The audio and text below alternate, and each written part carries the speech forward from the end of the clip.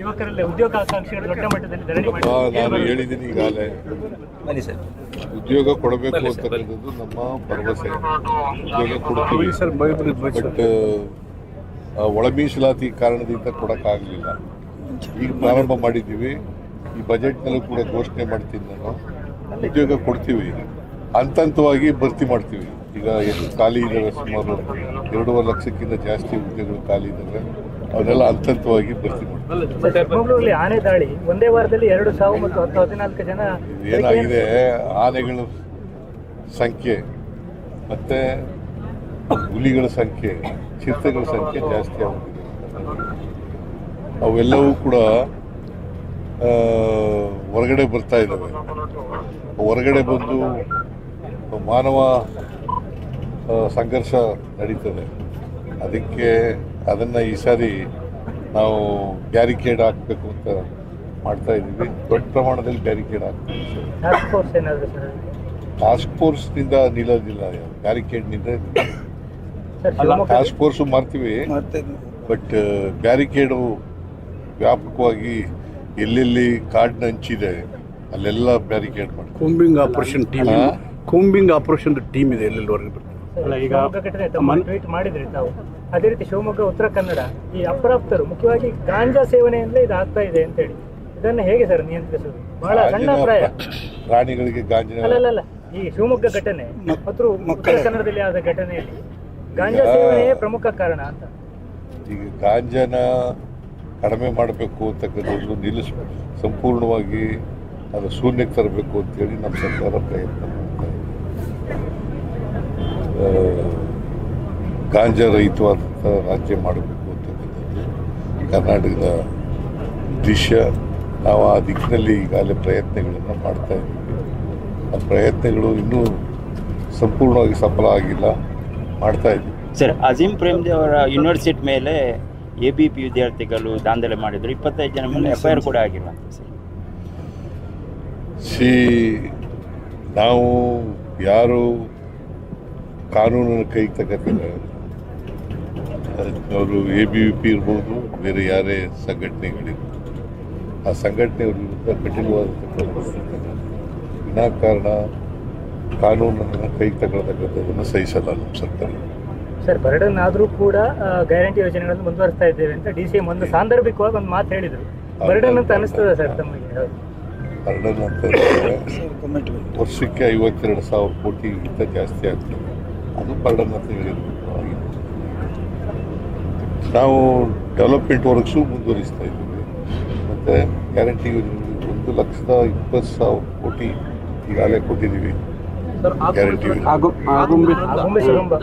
ನಮ್ಮ ರಾಜ್ಯ ವನ್ಯಜೀವಿ ವಿಭಾಗ ಇದು ಪರ್ಮಿಷನ್ ಕೊಡುತ್ತೆ ಸರ್.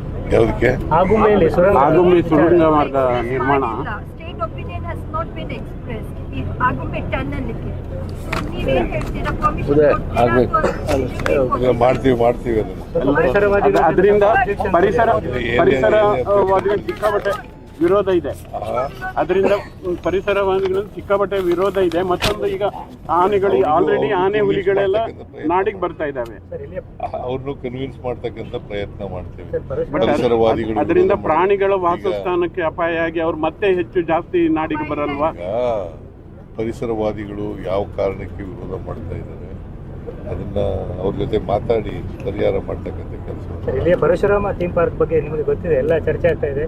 ಅದು ಕಂಪ್ಲೀಟ್ ಆಗಬೇಕು ಅನ್ನೋದು ಒತ್ತಾಯ ಇದೆ. ತನಿಖೆ ಯಾವ ಹಂತಕ್ಕೆ ಲಾಜಿಕ್ ಎಂಡಿಗೆ ಬರ್ತಾ ಇಲ್ಲ ಅನ್ನೋ ಅಭಿಪ್ರಾಯ ಕೂಡ ಇದೆ. ಪರಶುರಾಮ ಥೀಮ್ ಪಾರ್ಕ್ ಕಾರ್ಕಳದಲ್ಲಿ, ಇಲ್ಲಿ ಕಾರ್ಕಳದಲ್ಲಿ ಮಾಡ್ತೀವಿ, ಪರಿಸರವಾದಿಗಳ ಜೊತೆ ಮಾತಾಡ್ತೀವಿ. ಪರಶುರಾಮ ಅದನ್ನ ಮಾಡ್ತೀವಿ. ಅದನ್ನ ಯಾರು ತಪ್ಪು ಮಾಡಿದ್ದಾರೆ ಅವ್ರ ಮೇಲೆ ಕ್ರಮ ತಗೊಳ್ತಕ್ಕಂಥ ಯೋಜನೆ ಮುಗಿಸ್ತಕ್ಕಂಥ ಕೆಲಸ ಮಾಡ್ತೀವಿ. ಸರ್ಕಾರಿ ಆಸ್ಪತ್ರೆಗಳಲ್ಲಿ ಔಷಧಿಗಳ ಕೊರತೆಯಿಂದ ರೋಗಿಗಳು ಇಲ್ಲ ಔಷಧಿಗಳ ಕೊರತೆ ಇಲ್ಲ ಸರ್. ಅದೇ ರೀತಿ ಬ್ರಹ್ಮಾವರ ಸಕ್ಕರೆ ಕಾರ್ಖಾನೆ ಭ್ರಷ್ಟಾಚಾರದ ತನಿಖೆ ಯಾವುದೇ ಕನ್ಕ್ಲೂಷನ್ ಹೋಗ್ತಾ ಇಲ್ಲ. ಅದು ಮುಂದುವರಿತಾನೆ ಇಲ್ಲ. ಚಂದ್ರಶೆಟ್ಟರು 50 ದಿನ ಧರಣಿ ಎಲ್ಲ ಮಾಡಿದ್ರು. ಪ್ರತಾಪ್ ಚಂದ್ರ ಶೆಟ್ಟರು 50. ಅದು ಬ್ರಹ್ಮಾವರ ನಾವು ಈಗಾಗಲೇ ಡಿಸಿಷನ್ ತಗೊಂಡಿದ್ದೀವಿ. ಸೊ ಯಾರು ಕೂಡ ಮುಂದೆ ಬರಲ್ಲ ಅದನ್ನು ನಡೆಸೋಕ್ಕೆ. ಅಲ್ಲ ಸರ್, ಅದಲ್ಲ, ಅದು ಭ್ರಷ್ಟಾಚಾರ. ಗುಜರಿ ಮಾರಾಟದಲ್ಲಿ 14ರಿಂದ 20 ಕೋಟಿ ತನಕ ಭ್ರಷ್ಟಾಚಾರ ಆಗಿದೆ ಅನ್ನೋ ಒಂದು ಅದ್ರ ಬಗ್ಗೆ ಎಂಕ್ವೈರಿ ಮಾಡಿಸ್ತೀವಿ. ಸರ್ ಈಗ ನರ್ಸಿಂಗ್ನ ಮಕ್ಕಳು ಇಲ್ಲಿಯವರು ಕಾಯ್ತಾ ಇದ್ದಾರೆ ಸರ್. ಅಲ್ಲಿ ಬೇಡಿಕೆಯೂ ಬಂತು, ಸ್ವಂತ ಕಟ್ಟಡ ಮತ್ತು ಅವರ ಅದೆಲ್ಲ ನರ್ಸಿಂಗ್ ಮಕ್ಕಳು ಕಾಯ್ತಾನೂ ಇದ್ದಾರೆ. ಈ ಕಾರ್ಕಳದಲ್ಲಿ ಬಹಳ ದೊಡ್ಡ ಸಮಸ್ಯೆ ಇಲ್ಲೇ ಕಾರ್ಕಳದಲ್ಲೇ. ಅಲ್ಲಿ ಮನವಿಯಲ್ಲೂ ಹೇಳಿದ್ರು ನರ್ಸಿಂಗ್ ಕಾಲೇಜ್ ಸ್ವಂತ ಕಟ್ಟಡ ಎಲ್ಲೂ ಇಲ್ಲ ಸರ್. ಸ್ಟಾರ್ಟ್ ಆಗಿ 4 ವರ್ಷ IMC ಮಾನ್ಯತೆ ಇಲ್ಲ ಸರ್. ಸರ್ಕಾರಿ ಕಾಲೇಜಾ? ಗವರ್ಮೆಂಟ್ಗೆ ತುಂಬಾ ಸಮಸ್ಯೆ ಆಗ್ತದೆ ಇರುವ ಒಂದೇ ಗವರ್ಮೆಂಟ್ ನರ್ಸಿಂಗ್ ಕಾಲೇಜ್. ನೋಡ್ತೀನಿ ಸರ್, ಪಿಲಿಕುಳದಲ್ಲಿ ಜೈವಿಕ ಉದ್ಯಾನವನ ಇದೆ ಸರ್. ಅಲ್ಲಿ ಪ್ರಾಣಿಗಳ ಸ್ಥಿತಿ ತುಂಬ ಶೋಚನೀಯ ಸ್ಥಿತಿಯಲ್ಲಿದೆ ಸರ್. ಕೆಲವೊಂದು ಮಾಧ್ಯಮ ವರದಿಗಳು ಕೂಡ ಬಂದಿರುವಂಥದ್ದು ಸರ್. ಪಿಲಿಕುಳ ಜೈವಿಕ ಉದ್ಯಾನವನ ಒಬ್ಬ ಅದರ ರಿಪೋರ್ಟ್ ಕಳಿಸ್ಕೊಂಡು ನೋಡ್ತೀನಿ DC. ರಾಜಕೀಯದ ಏನಾದ್ರು ಮಾತಾಡ್ತೀರಾ ಸರ್? ಈಗ ಇವರು ಶಾಸಕರೆಲ್ಲ ಮಂತ್ರಿಗಳಾಗಬೇಕು ಅಂತ ಕೆಲವರು ಅಭಿಲಾಷೆ ವ್ಯಕ್ತಪಡಿಸ್ತಾ ಇದ್ದಾರೆ. ಈಗ ಮಂತ್ರಿಗಳಾಗಬೇಕು ಅನ್ನೋದ್ರಲ್ಲಿ ತಪ್ಪೇನಿಲ್ಲ. ಬಟ್ ನಾವು ಒಂದು ನಿರ್ಣಯ ತಗೊಂಡಿದ್ವಿ. ಮೊದಲನೇ ಸಾರಿ ಶಾಸಕರಾದವ್ರಿಗೆ ಮಂತ್ರಿ ಸ್ಥಾನ ಕೊಡಬಾರ್ದು ಅಂತಕ್ಕಂಥ ನಿಲುವನ್ನು ತಗೊಂಡಿದ್ದೀವಿ. ಬಟ್ ಅವರು ಕೇಳ್ತಾ ಇರ್ತಕ್ಕಂಥದ್ರಲ್ಲಿ ತಪ್ಪೇನಿಲ್ಲ. ಸರ್, ಈಗ ಮರ್ಯಾದೆ ಹತ್ಯೆಗೆ ಕಾಯ್ದೆ ತರ್ತಾರೆ ಸಮಾಜ ಮರ್ಯಾದೆ ಹತ್ಯೆಗೆ ಹೊಸದಾಗಿ ಸರ್ಕಾರ ಕಾನೂನು ತಂದಿದೆ. ನಾವು ಆ ಥರ ಯೋಚನೆ ಮಾಡಿ ಅವರ ಫಾಲೋವರ್ಸ್ ಸ್ವಲ್ಪ ಹೈಕಮಾಂಡ್ ಅನ್ನೆಲ್ಲ ತಲುಪ್ತಾರೆ, ಹೋಗ್ತಾರೆ, ಒಂದು ಟೀಮ್ ಕಟ್ಕೊಂಡು ಅಂತೇನೋ ಮಂಡ್ಯದಿಂದ ಸುದ್ದಿ ಬರ್ತಾ ಇತ್ತು ಸರ್. ತಮ್ಮ ಗಮನಕ್ಕಿದೆ? ನಾನು ರಾಜಕೀಯ ಮಾತಾಡಲ್ಲ. What ever the high command says will go by it. ಅತ್ಯಾಧುನಿಕ ಸುದ್ದಿ ಅಪ್ಡೇಟ್ಗಳು ಮತ್ತು ಮುಖ್ಯವಾದ ವಿಷಯಗಳನ್ನು ತಿಳಿಯಲು NP ನ್ಯೂಸ್ ಯೂಟ್ಯೂಬ್ ಚಾನೆಲ್ ಅನ್ನು ಸಬ್ಸ್ಕ್ರೈಬ್ ಮಾಡಿ.